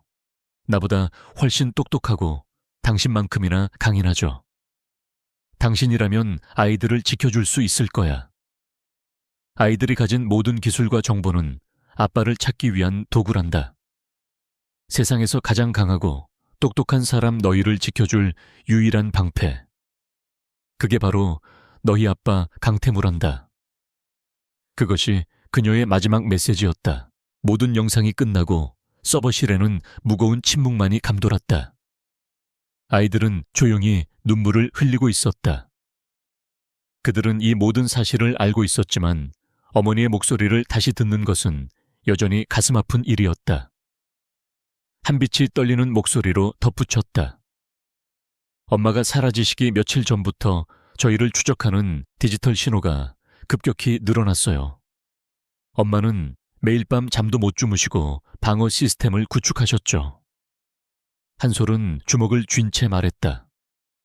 제가 조금만 더 강했다면 엄마를 지킬 수 있었을 텐데. 강태무는 아이들을 차례로 끌어안았다. 그의 가슴 속에서는 죄책감과 분노, 그리고 미칠 듯한 슬픔이 뒤엉켜 폭발하고 있었다. 그가 그녀를 오해하고 증오하는 동안 그녀는 홀로 이 모든 것을 감당하며 자신과 아이들을 지키고 있었던 것이다. 그는 세상에서 가장 어리석은 바보였다. 그는 아이들의 등을 토닥이며 나지막이 속삭였다. 아니다. 너희 탓이 아니야. 전부 내 탓이다. 내가 너무 늦게 알아버렸어. 그는 이제 모든 것을 이해했다. 아이들이 왜 그토록 절박하게 아빠를 찾았는지, 왜 아우라 그룹 전체를 마비시키는 극단적인 방법을 사용했는지, 그것은 단순한 어린아이의 투정이 아니었다. 어머니의 마지막 유언을 받들어 거대한 위험 앞에서 살아남기 위한 처절한 몸부림이었다. 아이들은 아빠를 찾으러 온 것이 아니었다. 그들은 어머니를 구해줄 유일한 영웅을 찾아온 것이었다. 강태무의 눈빛이 바뀌었다. 슬픔과 죄책감은 이제 강철 같은 결의로 변했다. 그의 목표는 더 이상 회사를 되찾는 수준이 아니었다. 그는 박진석과 오리진 테크를 완전히 파멸시켜야 했다. 그리고 어떤 희생을 치르더라도 한서연을 되찾아와야 했다. 잃어버린 6년의 세월을 되돌릴 수는 없겠지만 앞으로의 시간은 온전히 바로잡아야 했다. 그는 아이들 앞에서 다시 한번 맹세했다. 걱정하지 마라. 내가 반드시 너희 엄마를 집으로 데려올 거다. 그의 목소리에는 한치의 흔들림도 없었다. 그것은 더 이상 희망사항이나 막연한 약속이 아니었다. 그것은 그의 남은 인생 전부를 걸고서라도 반드시 이뤄내야 할 그의 존재 이유가 된 절대적인 사명이었다. 아빠 계약서는 이제 그에게 가장 신성한 문서가 되었다. 그는 이제 내 아이의 아빠이자 한 여자를 구하러 가는 기사였다. 전쟁의 두 번째 막이 오르고 있었다. 한서연이 남긴 진실의 무게는 강태무와 내 아이들을 하나의 단단한 운명 공동체로 묶었다. 슬픔에 잠겨있을 시간은 없었다. 적들은 바로 문 밖에서 포효하고 있었고 그들에게 남은 시간은 단 3일, 박진석이 소집한 이사회가 열리기 전까지였다. 이제부터 작전을 시작한다. 강태무의 목소리가 지휘본부로 변한 거실에 울려 퍼졌다. 그의 눈은 더 이상 혼란스럽지 않았다. 오직 명확한 목표를 향해 불타는 두 개의 불꽃만이 존재했다. 그의 첫 번째 행동은 외부 세계에 흩어져 있는 자신의 수족들을 움직이는 것이었다. 그는 한솔에게 다시 한번 15초의 통신을 요청했다. 상대는 여전히 김비서였다. 이번에 그의 지시는 훨씬 더 구체적이고 신속했다. 카이만 군도의 페이퍼 컴퍼니 아틀라스 홀딩스를 즉시 청산해 모든 자금을 베를린의 마커스에게 보내. 임무는 구출이다. 목표의 정보는 내가 따로 전송한다. 아틀라스 홀딩스는 그가 만일의 사태를 대비해 수년간 비밀리에 조성해온 비자금 창구였다. 마커스는 전직 독일 특수부대 출신으로 현재는 세계 최고의 민간 보안업체를 운영하는 그림자 세계의 실력자였다. 그의 다음 지시는 아우라 그룹 내부에 잠들어 있던 그의 비밀 병기를 향했다. 김비서 프로메테스의 유령에게 최고 등급 경계령을 하달해. 목표는 부회장 박진석과 관련된 모든 것이다. 그의 모든 통화, 이메일 자금 흐름을 샅샅이 뒤져 먼지 한 톨까지 찾아내. 마지막으로 그는 금융시장에 거대한 폭풍을 몰고 올 명령을 내렸다. 우리가 가진 모든 유동 자산을 동원해 경쟁사인 태강그룹과 한미화학의 주식을 시장에 나오는 대로 전부 사들여. 이유를 묻지 말고 그냥 실행해. 이는 적의 시선을 분산시키고 박진석을 심리적으로 압박하기 위한 교란 작전이었다. 전화기 너머의 김비서는 단 한마디의 질문도 없이 알겠습니다 회장님이라고 대답했다. 강태무의 명령은 언제나 의심의 대상이 아닌 실행의 대상일 뿐이었다. 외부에 폭풍의 씨앗을 뿌린 강태무는 내부의 정예 요원, 즉 자신의 아이들에게로 시선을 돌렸다. 이제 아빠 계약서는 세상에서 가장 강력한 동맹의 증표가 되어 있었다. 그는 아이들의 역할을 명확히 분담했다. 한결 넌 이 작전의 총괄 매니저다. 나와 외부 조직 그리고 너희 형제들 사이의 모든 정보 흐름을 통제하고 전체적인 작전 계획을 수립해. 단 하나의 오차도 용납할 수 없다. 없다. 한솔, 넌 우리의 창이다. 박진석과 오리진 테크가 엄마를 추적했던 디지털 흔적을 역으로 추적해. 그들이 남긴 모든 데이터 조각을 분석해서 엄마의 마지막 위치를 찾아내야 한다. 방어가 아니라 공격이다. 한빛, 넌 우리의 눈이다. 엄마가 남긴 연구 자료와 일지 속에 숨겨진 암호를 해독해. 엄마는 분명 우리에게만 알아볼 수 있는 메시지를 남기셨을 거야. 그분의 사고 패턴을 가장 잘 이해하는 건 바로 너니까. 마지막으로 그는 한나를 바라보았다. 한나, 넌 우리의 비밀 병기다. 박진석이라는 인간을 분석해줘. 그의 약점, 그의 습관, 그가 가장 두려워하는 것. 모든 것을 알아내. 전쟁은 무기만으로 하는 게 아니야. 사람의 마음을 얻거나 부수는 자가 승리하는 거다. 아이들은 마치 군대의 사령관에게 임무를 하달받는 정예 요원들처럼 진지한 표정으로 고개를 끄덕였다. 아이들의 놀이방 같았던 저택은 순식간에 세계에서 가장 진보된 정보분석센터로 탈바꿈했다. 작전은 즉시 시작되었다. 강태무는 거대한 스크린 앞에 서서 실시간으로 들어오는 정보들을 취합하며 전체 작전을 지휘했다. 한솔은 오리진테크의 서버에 은밀히 침투하기 시작했다. 그는 자신이 개발한 인공지능 바이러스 카멜레온을 이용해 기존의 보안망을 유령처럼 통과했다. 그의 손가락이 키보드 위를 스칠 때마다 거대한 디지털 제국의 벽돌이 하나씩 조용히 뽑혀 나오고 있었다. 한빛은 어머니의 연구 자료가 담긴 데이터베이스에 접속했다. 자료는 수만 페이지에 달하는 복잡한 유전 공학 코드와 양자 역학 수식으로 가득 차 있었다. 평범한 사람이라면 평생을 봐도 이해할 수 없을 정보의 바다였다. 하지만 한빛은 그 속에서 특정한 패턴을 찾아내기 시작했다. 어머니가 특정 유전자 염기 서열을 배열할 때 항상 내 아이의 생년월일과 관련된 숫자를 특정 위치에 숨겨두는 습관이 있었던 것이다. 그것은 모스 부호처럼 그녀만이 아는 비밀스러운 서명이었다. 한나는 자신의 태블릿으로 박진석의 모든 것을 수집했다.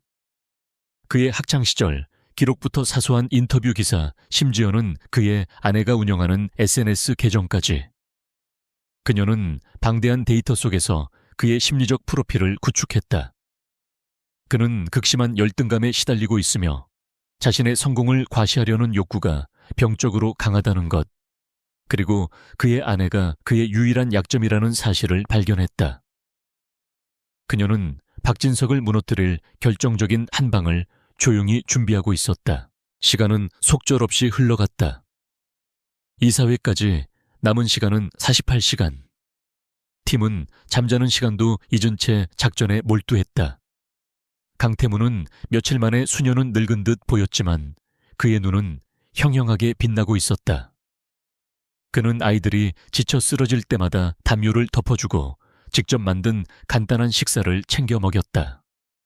납치범과 인질의 관계는 온데간데 없었다. 그들은 이미 서로의 등을 맡길 수 있는 세상에서 가장 특별한 가족이자 전우가 되어 있었다. 그리고 마침내 첫 번째 돌파구가 열렸다. 한빛이 어머니의 연구자료에서 반복적으로 나타나는 특정 염기 서열 암호를 해독하는데 성공한 것이다. 찾았어요, 이건. 좌표예요. 그녀가 외친 좌표는 대한민국의 제주도를 가리키고 있었다. 거의 동시에 한솔 역시 오리진테크의 내부 데이터를 분석하다 결정적인 정보를 찾아냈다. 2주 전 오리진테크 소유의 비공식 전용기 한 대가 제주 공항에 착륙한 뒤 단 한 번도 이륙한 기록이 없다는 사실을. 모든 조각이 제주도를 가리키고 있었다. 한결은 두 정보를 종합하여 제주도 내에서 전용기의 이동 경로와 좌표가 가리키는 지점을 교차 분석했다. 결과는 한 곳으로 귀결되었다. 제주도 서남쪽 한라산 중턱에 위치한 폐쇄된 생명공학연구소예요. 10년 전에 부도 처리된 후 아무도 사용하지 않는 곳으로 위장되어 있어요. 강태무는 그 연구소의 이름을 듣자마자 모든 것을 깨달았다. 그곳은 과거 아우라 그룹이 비밀리에 운영하다가 자금 문제로 폐쇄했던 그의 기억 속에서도 잊혀가던 장소였다. 박진석이 그곳을 알고 있었던 것이다. 모든 것이 명확해졌다. 이제 남은 것은 실행뿐이었다. 강태무는 최종 작전 계획을 수립했다. 작전은 두 갈래로 진행한다. 플랜 A 이사회. 내가 직접 이사회에 참석해 박진석의 모든 죄를 만천에 공개하고 그를 끌어내린다. 이것이 우리의 양동 작전이다. 그는 아이들을 돌아보았다. 모든 시선이 서울의 아우라 타워에 집중된 사이 플랜 B 구출 작전을 개시한다. 마커스의 팀이 제주도 연구소로 침투해 너희 어머니를 구출한다. 너희는 이곳에서 실시간으로 정보를 지원하며 작전을 컨트롤해야 한다. 이사회가 열리기 전날 밤, 저택에는 팽팽한 긴장감이 감돌았다. 모든 계획은 수립되었고 모든 준비는 끝났다. 강태무는 키보드와 모니터 위에서 지쳐 잠든 아이들의 모습을 물끄러미 바라보았다. 5살배기 아이들이 감당하기에는 너무나도 무거운 운명이었다. 하지만 아이들은 도망치지 않고 정면으로 맞서 싸우고 있었다. 그는 조용히 다가가 아이들의 어깨에 담요를 덮어주었다. 그의 마음속에서 뜨거운 무언가가 차올랐다. 그것은 아버지의 사랑이자 전우를 향한 깊은 신뢰였다. 그는 조용히 읊조렸다. 내일 우리는 모든 것을 되찾을 것이다. 거대한 폭풍 전야에 고요한 밤이 깊어가고 있었다. 결전의 날이 밝았다. 서울의 심장부 아우라그룹 타워의 최상층에 위치한 이사회 회의장은 거대한 폭풍의 눈처럼 긴장감으로 가득 차 있었다. 길고 검은 마호간이 테이블을 둘러싼 이사들의 얼굴에는 불안과 탐욕 호기심이 뒤섞여 있었다. 박진석 부회장은 이 모든 것을 지휘하는 오케스트라의 지휘자처럼 비장하지만 자신감 넘치는 표정으로 회의장 중앙에 서 있었다. 그의 초대로 회의장 뒤편에는 수많은 기른 기자들이 진을 치고 이 역사적인 순간을 기록하고 있었다. 회의는 박진석의 연설로 시작되었다. 그는 준비된 연기처럼 비통한 목소리로 강태무 회장의 갑작스러운 잠적에 대한 깊은 우려를 표했다. 존경하는 이사 여러분, 그리고 주주 여러분. 저는 오늘 참담한 심정으로 이 자리에 섰습니다. 우리 모두가 존경하고 따르던 강태무 회장님께서 현재 정상적인 경영 활동이 불가능한 상태에 빠지셨습니다. 그의 말에 회의장은 술렁였다. 그는 위조된 의료 기록과 조작된 통화 내역을 증거로 제시하며 강태무가 극심한 편집증과 판단력 상실 상태에 있다고 주장했다. 회장님의 부재와 함께 터진 전례 없는 시스템 마비 사태는 슬프게도 이 모든 것을 증명합니다. 우리는 더 이상 이 위기를 방치할 수 없습니다. 회사를 위해 그리고 회장님 자신을 위해 우리는 그에게 잠시 휴식을 드려야 합니다. 그의 논리는 치밀했고 연기는 완벽했다. 그는 아우라 그룹을 위기에서 구할 유일한 구원투수처럼 보였다. 이사들은 대부분 그의 편으로 돌아선 듯 했다. 강태무의 독단적인 경영에 불만을 품었던 이들에게 지금은 절호의 기회였다. 의장이 마침내 안건을 상정하고 투표를 시작하려던 바로 그 순간이었다. 그 투표 저도 참여할 수 있겠습니까? 육중한 회의실 문이 열리며 낮고 서늘한 목소리가 장내의 모든 소음을 집어삼켰다. 모든 사람의 시선이 문 쪽으로 쏠렸다. 그곳에는 강태무가 서 있었다. 며칠간의 잠적에도 불구하고 그의 모습은 조금도 흐트러지지 않았다. 오히려 이전보다 더욱 날카롭고 압도적인 카리스마를 뿜어내고 있었다. 그는 마치 자신의 영지에 돌아온 왕처럼 성큼성큼 회의장 안으로 걸어 들어왔다. 그의 뒤로는 충직한 김비서와 보안팀이 따르고 있었다. 박진석의 얼굴은 순식간에 새하얗게 질렸다. 그의 완벽한 시나리오에 존재하지 않았던 최악의 변수가 등장한 것이다. 강태무는 박진석을 지나쳐 테이블 상석 자신의 자리로 향했다. 그는 자리에 앉지 않은 채 회의장을 둘러보며 차갑게 말했다. 제가 없는 동안 재미있는 파티를 열고 있었군요. 미안하지만 이제 파티는 끝났습니다. 그는 김비서에게 눈짓했다. 김비서가 노트북을 조작하자 박진석이 자신의 프레젠테이션을 위해 사용하던 거대한 스크린이 강태무의 것으로 바뀌었다. 첫 번째 화면에 떠오른 것은 박진석의 비밀 계좌 내역이었다. 수백억에 달하는 불법 자금이 오리진테크와 연결된 유령 회사를 통해 오고 간 기록이 적나라하게 드러났다. 박진석 부회장, 당신은 회사의 위기를 걱정한 게 아니라 회사를 팔아넘길 기회만을 노리고 있었더군요. 다음 화면에는 그가 다른 이사들을 회유하고 협박하는 내용이 담긴 통화 녹취록이 음성과 함께 재생되었다. 지지를 약속했던 이사들은 사색이 되어 고개를 숙였다. 박진석은 당황했지만 애써 평정을 가장하며 소리쳤다. 거짓말이다. 전부 조작된 증거야. 하지만 그의 발악은 강태무의 다음 공격에 의해 처참히 짓밟혔다. 화면에는 아우라 그룹 서버에 대한 공격 로그가 실시간으로 분석되어 나타났다. 그리고 그 공격의 진원지는 정확히 박진석 부회장실의 개인 컴퓨터를 가리키고 있었다. 아이들이 밤을 새워 찾아낸 빼도 박도 못할 증거였다. 당신의 야망이 고작 내 자리를 뺏는 것뿐이었다면 이 정도로 끝나지 않았을 겁니다. 강태무는 마침내 결정타를 날렸다. 하지만 당신은 선을 넘었어. 당신의 배신은 오늘 시작된 것이 아니기 때문이지. 스크린의 화면이 바뀌었다. 6년 전 프로메테스 연구소의 데이터 유출 사건과 관련된 내부 보고서가 화면에 떠올랐다. 그리고 그 보고서의 데이터를 조작하고 한서연에게 누명을 씌운 장본인이 바로 박진석이었다는 증거가 뒤이어 나타났다. 강태무의 목소리가 회의장 전체를 얼어붙게 만들었다. 당신은 6년 전 한 사람의 인생을 송두리째 망가뜨리고 아우라 그룹의 가장 중요한 미래 기술을 오리진 테크에 팔아넘겼다. 그리고 이제는 회사 전체를 제물로 바치려 했지. 당신은 단순한 배신자가 아니야. 아우라 그룹의 암적인 존재다. 모든 진실이 밝혀지자 회의장은 충격과 경악으로 가득 찼다. 기자들의 카메라 플래시가 미친 듯이 터져 나왔다.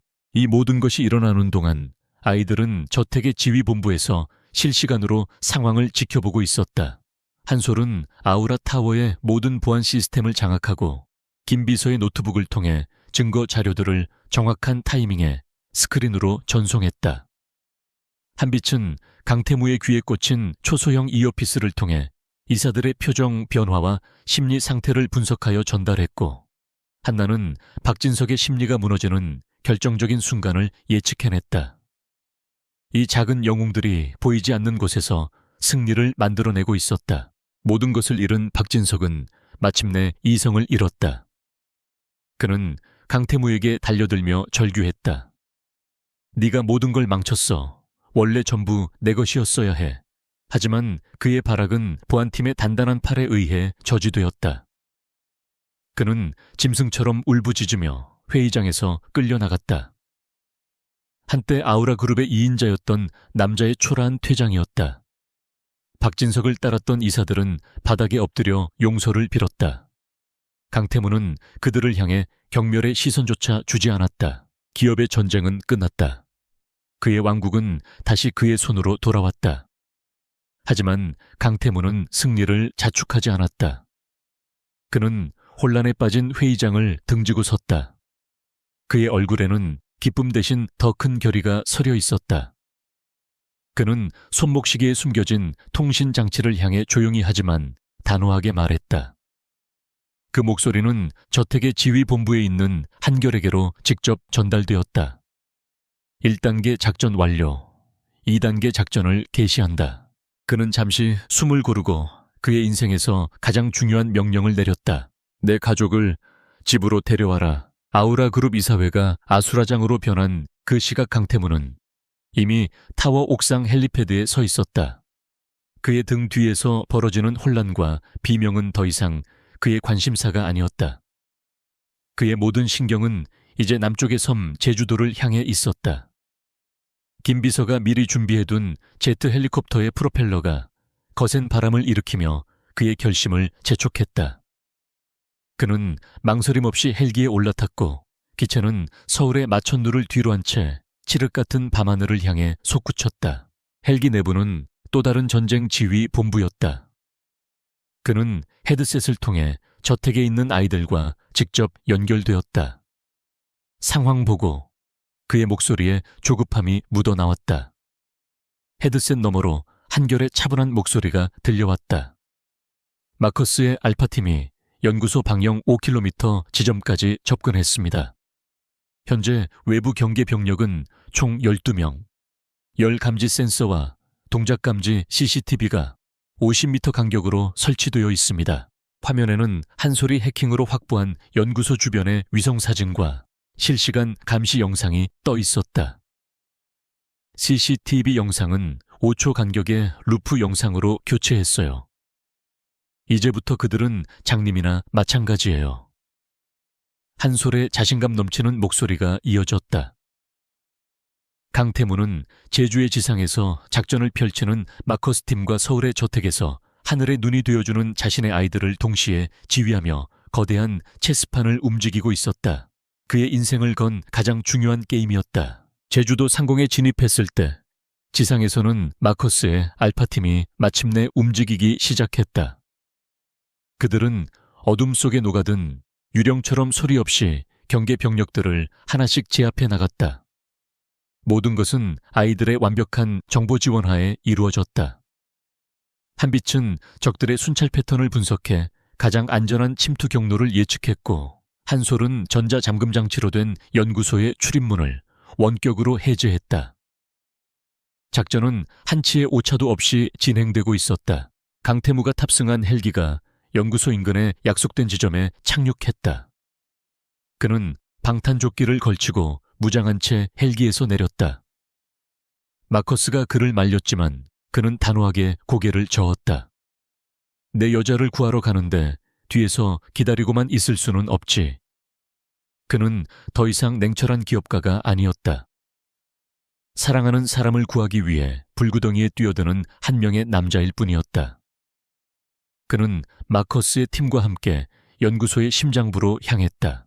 연구소 내부는 최첨단 시설을 갖추고 있었지만 어딘지 모르게 비인간적이고 섬뜩한 분위기를 풍기고 있었다.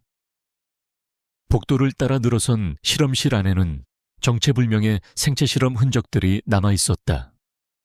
그리고 마침내 가장 깊숙한 곳에 위치한 중앙 실험실에 도착했을 때 그는 잊을 없는 광경을 마주했다. 거대한 유리관 안에 수많은 기계장치에 연결된 채 희미한 의식만을 유지하고 있는 한서연이 있었다. 그녀의 곁에는 오리진테크의 연구원들이 그녀의 뇌파에 직접 접속하여 가이아의 데이터를 강제로 추출하려 하고 있었다. 그들 앞에 선 수석 연구원은 강태무를 보고도 놀라지 않고 오히려 비릿한 미소를 지었다. 결국 여기까지 오셨군, 강태무 회장. 당신의 연인은 정말 대단해. 이 정도의 정신 공격에도 버티는 걸 보면 말이지. 하지만 시간 문제야. 곧 가이아는 우리 것이 될 거다. 강태무의 눈에 붉은 분노가 이글거렸다. 그는 대답 대신 행동으로 보여주었다. 마커스의 팀이 순식간에 연구원들을 제압하는 동안 그는 수석 연구원에게 폭풍처럼 달려들었다. 6년간 쌓여온 분노와 그리움 죄책감이 실린 그의 주먹은 무자비했다. 짧은 격투 끝에 수석 연구원은 비명을 지르며 바닥에 쓰러졌다. 강태무는 그에게 눈길 한 번 주지 않고 유리관으로 다가갔다. 그는 비상정지 버튼을 눌러 모든 장치를 멈추고 유리관의 문을 열었다. 힘없이 쓰러지는 한서연의 몸을 받아 안았다. 그녀는 깃털처럼 가벼웠다. 그는 떨리는 목소리로 그녀의 이름을 불렀다. 서연아, 한서연. 그녀의 속눈썹이 가늘게 떨리더니 천천히 눈꺼풀이 열렸다. 흐릿한 시야 속으로 한 남자의 얼굴이 들어왔다. 꿈속에서 수만 번 그렸던 단 한순간도 잊어본 적 없는 바로 그 얼굴이었다. 태무씨, 나야. 내가 왔어. 미안해. 너무 늦어서. 정말 미안해. 강태무의 목소리가 걷잡을 수 없이 떨렸다. 그의 눈에서 뜨거운 눈물이 흘러내려 그녀의 창백한 뺨 위로 떨어졌다. 그녀는 희미하게 미소 지었다. 6년이라는 긴 시간의 벽을 넘어 두 사람의 시간은 마침내 다시 흐르기 시작했다. 마커스 팀의 호위 속에서 그들은 지옥 같던 연구소를 빠져나왔다. 헬기에 오르자마자 강태무는 자신의 재킷을 벗어 그녀의 몸을 감쌌다. 서울로 돌아오는 내내 그는 그녀의 손을 놓지 않았다. 그는 조심스럽게 지난 며칠간 있었던 일을 설명했다. 내 아이들이 자신을 찾아왔던 이야기, 아빠 계약서에 대한 이야기, 그리고 마침내 모든 진실을 알게 되었다는 이야기까지. 그녀는 모든 것이 꿈만 같다는 표정으로 그의 이야기를 들었다. 그녀의 눈에서는 안도와 슬픔 그리고 희망이 뒤섞인 눈물이 끊임없이 흘러내렸다. 마침내 헬기가 아이들이 있는 저택의 정원에 도착했다. 문이 열리자 내 아이가 약속이라도 한 듯 문 앞에 나란히 서서 그들을 기다리고 있었다. 어머니의 모습을 발견한 순간 아이들은 와르르 무너지듯 달려와 그녀의 품에 안겼다. 엄마, 아이들의 울음소리가 밤의 정적을 갈랐다. 한서연은 야윈 팔로 내 아이를 힘껏 끌어안았다. 잃어버렸던 자신의 세상 전부를 되찾은 순간이었다. 강태무는 조금 떨어진 곳에서 그 모습을 바라보며 생애 처음으로 완벽한 행복감을 느꼈다. 며칠 뒤 한서연이 기력을 회복하자 두 사람은 긴 대화를 나누었다. 그들은 6년이라는 공백을 메우던 서로가 겪어야 했던 아픔과 오해 그리움에 대해 이야기했다. 모든 오해가 풀리고 모든 상처가 드러났다. 그것은 아프지만 반드시 필요한 치유의 과정이었다. 그들이 서로의 손을 마주잡고 있을 때 한결이 조용히 방으로 들어와 서류철 하나를 내밀었다. 그것은 아빠 후보 적격성 평가 보고서의 최종본이었다. 한결은 보고서의 마지막 페이지를 펼쳐 보였다. 그곳에는 유전적 분석 결과라는 항목이 있었다. 그리고 그 아래에는 단 한 줄의 문장이 선명하게 적혀 있었다. 유전자 일치율 99.999%라 친부관계 성립 확인. 두 사람은 이미 마음으로 알고 있었지만 과학적인 증거로 확인하는 것은 또 다른 의미를 가졌다. 그것은 그들의 사랑이 만들어낸 기적에 대한 공식적인 증명서였다. 강태무와 한서연은 보고서를 내려다보고 그리고 서로를 마주 보았다. 그들의 눈에는 더 이상 과거의 아픔이나 오해가 남아있지 않았다. 오직 서로를 향한 깊은 사랑과 신뢰, 그리고 미래에 대한 희망만이 가득했다. 강태무는 조심스럽게 그녀의 손 위로 자신의 손을 포겠다. 이제 정말 모든 것이 제자리를 찾았다. 잃어버렸던 시간, 잃어버렸던 사랑, 그리고 잃어버렸던 가족까지. 모든 퍼즐이 마침내 완성된 것이다.